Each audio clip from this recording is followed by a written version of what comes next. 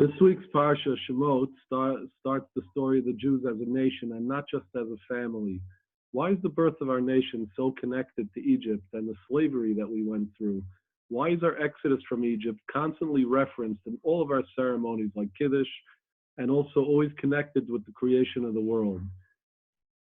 So we know that God made two mistakes with humanity before Abraham and the Jewish nation.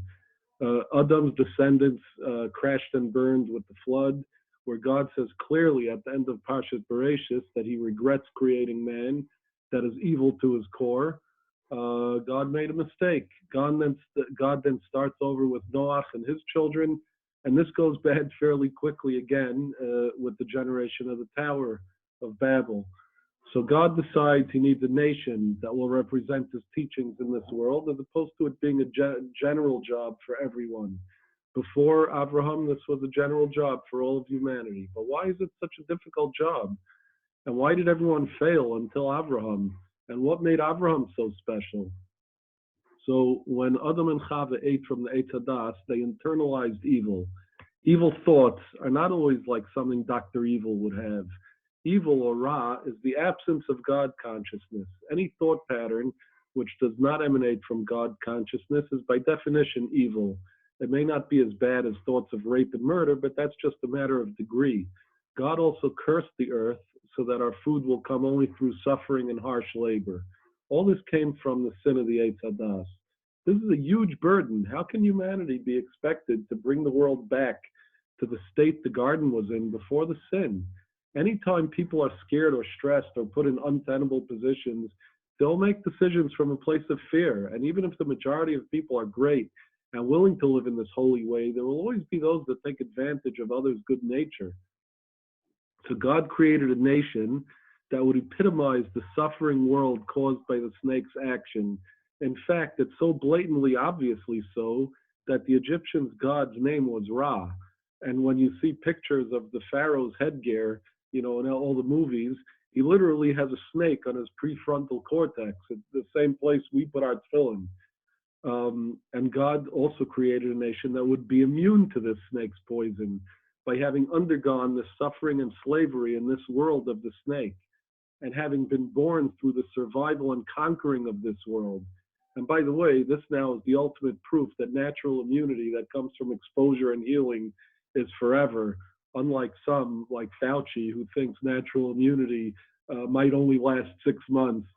But the way they do it, the Jews, is because Jews have some very unique abilities. The ability to grow and flourish even stronger in adversity. We saw that in the Parsha. They're very practical. They're strong communal sense and ability to organize. But more than anything, they have a sense of the authentic. And when they have an authentic leader, even the most financially motivated and venal Jew gets behind them and supports the effort. You see many groups where the rich and powerful pull the strings and the rabbis are sort of the figureheads. But there were other groups and communities, especially with Hasidim in the past, where the rabbis ruled absolutely. This was the case in Chabad recently. It was the case with Satmar after World War II in America early on. It was the case with many Hasidic masters of the past. Unfortunately, not really today. What defined these leaders of the past that were followed to the end of the world by their followers was their authenticity, and their people saw it and believed in them and followed them to the end of the world. When Moshe came to Egypt, the people believed in him because they saw he was for real.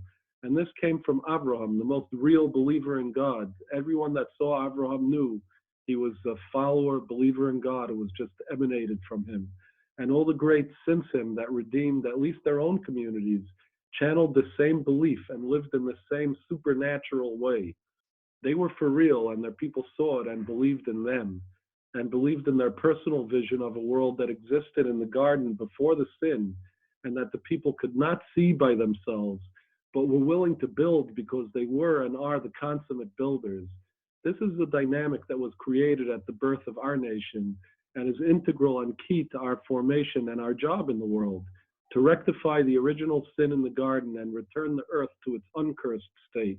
And we will do it when the final Redeemer shows himself, which we all crave and pray for especially today, more and more. May he soon come, soon in our days. Amen. Shabbat Shalom from Renana, Israel.